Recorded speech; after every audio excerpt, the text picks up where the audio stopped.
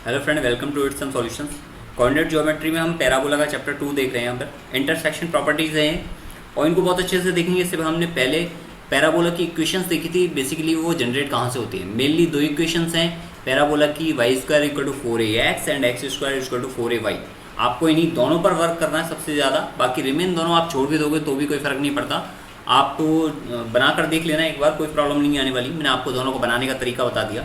इसमें एक इम्पॉर्टेंट चीज़ और होती है उत्केंद्रता, जो मैंने आपको ई लिखाया, मतलब ई नहीं बताया है, बट वो होता है जो मैंने यहाँ पर एक एस पॉइंट लिया था और एक यहाँ पर पी पॉइंट लिया था, ठीक है, और देन उसको हमने एक लंब डाला था। समझ में आई बात? याद आ रहा है कुछ? तो हम जो लंब डाला था नियता पर, जो ये लाइन थी इस पर लंब डाला था, तो यहाँ पर हमने बताया था कि पी एम इजक्वल टू क्या है, पी एस है। ये मैंने आपको बताया था ये।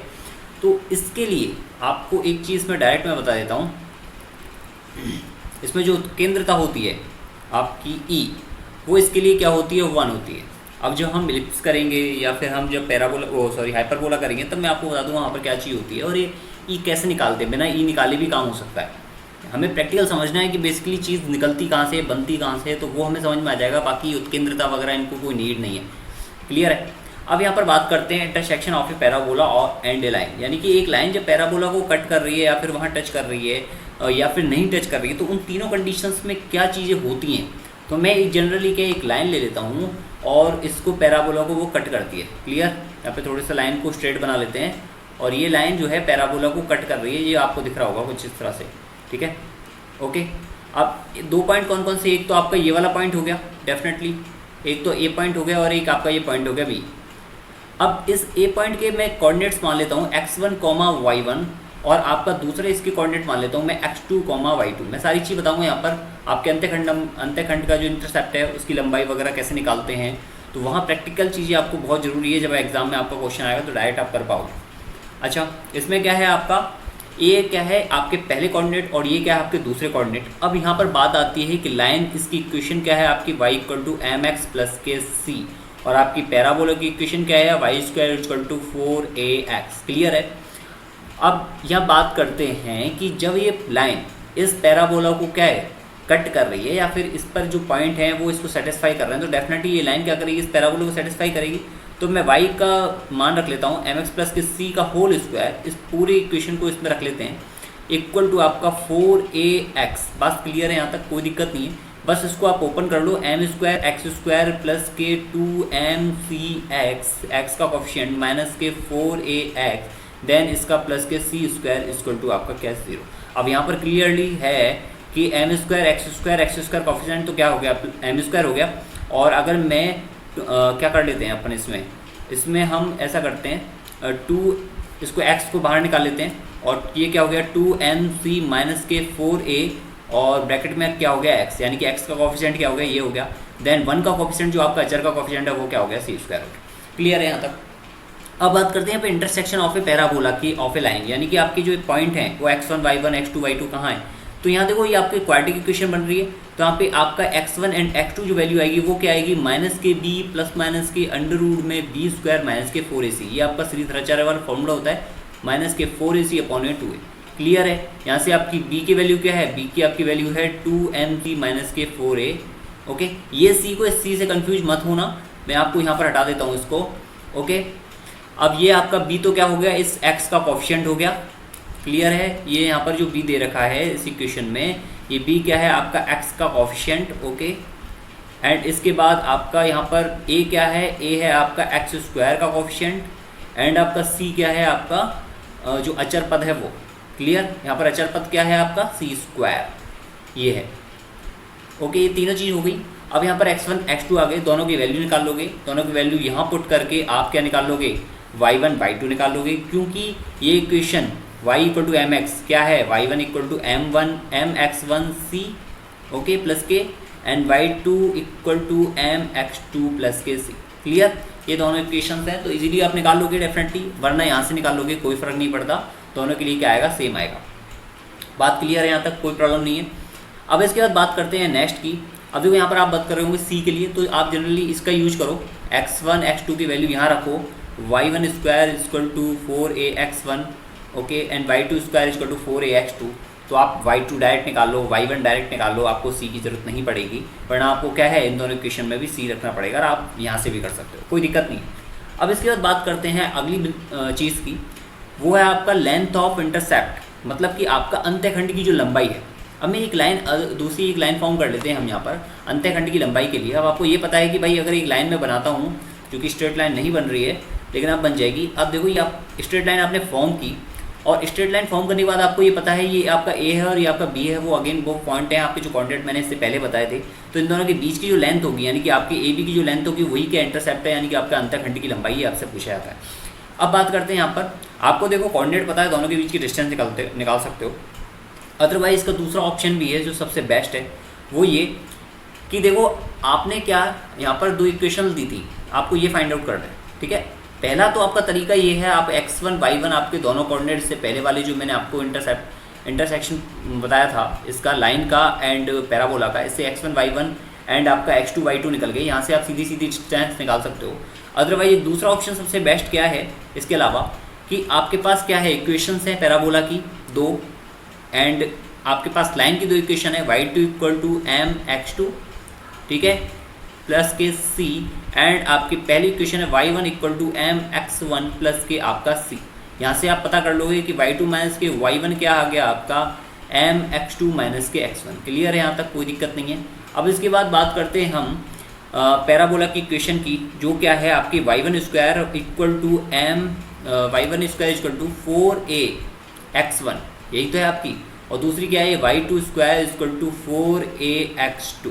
तो ये आपकी पैराबोला की इक्वेशन है। बट आपको क्या इसकी नीड होगी, आप इसको मत करो, क्योंकि यहाँ पर क्या है ए आ रहा है आपका, तो ए थोड़ा सा क्या आपको हो सकता है कंफ्यूज कर दे। इसका दूसरा ट्रेंड भी मैं आपको बता देता हूँ कि ये ए और बी के बीच की डिस्टेंस आप जब निकालोगे तो क्या निकालोगे, x2 माइनस के x1 का स्क्वायर, ओके, यहाँ से अंडर रूट आपका लगेगा ही, प्लस के ये कंप्लीट अंडर रूट है पूरे टर्म में, और ये आपके क्या है y2 माइनस के y1 के स्क्वायर। आपको ये तो करना ही पड़ेगा। अब यहाँ पर आप या तो कोऑर्डिनेट निकाल लो, या फिर दूसरा तरीका इसमें आप ये अप्लाई कर लो कि इस y2 माइनस के y1 की वैल्यू mx2 माइनस x1 रख लोगे, तो क्या हो जाएगा x2 माइनस के x1 का स्क्वायर, और वो अंडर रूट से बाहर आएगा तो आपकी सिंगल टर्म बच गई, इक्वल टू आपका अंडर रूट में क्या बच गया 1 प्लस के m² बच गया। क्लियर है, इसको आपने यहाँ अप्लाई कर दिया फॉर किसके लिए, ए बी को फाइंड आउट करने के लिए। क्लियर है, यहाँ तक कोई दिक्कत नहीं है। अब आपको ये पता करना है कि x2 माइनस x1 क्या है। अगर आप x2 माइनस x1 को पता कर लेते हो तो आप इजीली ये चीज़ें क्या है यहाँ पर पुट करके निकाल लोगे।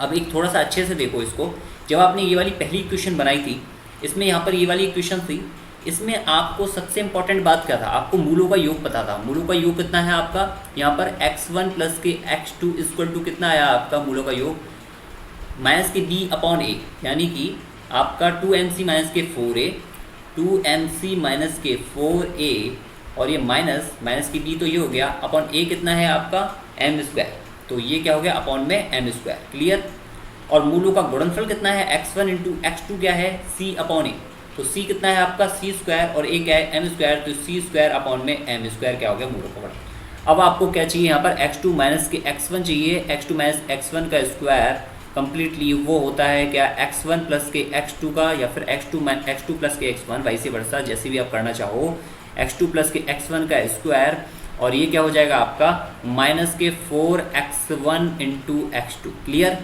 कोई दिक्कत नहीं है, सेम है, आपको सिंपल फॉर्मूला लगाना है यहाँ पर। और ये क्या है आपका a माइनस बी का square equal to a plus b का स्क्वायर माइनस के 4ab। नॉर्मली भी सॉल्व करोगे तो भी हो जाएगा, कोई प्रॉब्लम नहीं है।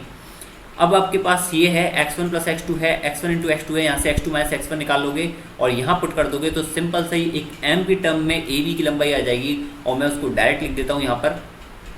ठीक है, क्लियर, कोई दिक्कत नहीं है। ए बी की लंबाई हम डायरेक्ट लिख देते हैं in the form of m, तो 4/m² अंडर रूट में आपका a माइनस के m c and under root के आपका 1 प्लस के m²। क्लियर है, यहाँ तक कोई दिक्कत नहीं है, इसमें सिंपल सा कंसेप्ट है, आप इजीली इसको कर लोगे। क्लियर, यहाँ से ए भी निकल गया, अंत्यखंड की लंबाई आ गई, यही आपको क्या है फाइंड आउट करनी है। ऐसे सेम बहुत सारे क्वेश्चंस हैं जिनमें आपको ये पता होना जरूरी है कि आप किस तरह से निकालोगे। मेन बेसिक बात ये है कि आपको बेसिक इक्वेशन ही पता होना जरूरी है, इसके बाद आपसे जैसा भी क्वेश्चन पूछा है आप इजीली कर लोगे।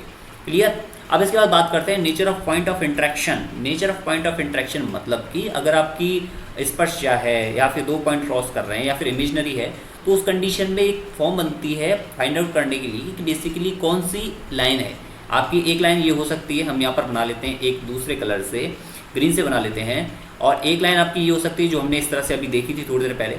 एक हम बना लेते हैं रेड से, जो एक क्या हो सकती है, एक हो सकती है स्पर्शज्या यानी कि आपकी टेंजेंट, जो इस तरह से रेड में मैंने बना रखी है। और एक येलो है जो आपकी इमेजिनरी लाइन है, जो आपको बहुत ही क्लियरली नहीं दिख रही होगी, ठीक है, बात समझ में आ गई, जो आपके पैराबोला से बाहर जा रही है, यानी पैराबोला को कहीं भी कट नहीं करेगी, दूर दूर तक कभी भी कट नहीं करेगी। तो ये आपके 3 तरीके होते हैं। अब ये नेचर ऑफ द पॉइंट होते हैं, यानी कि आपके पॉइंट के नेचर हैं 3 तरह के। तो ये आपको चीज़ें अब यहाँ पर कर रहे हैं अपन 1 बाई 1 देखेंगे।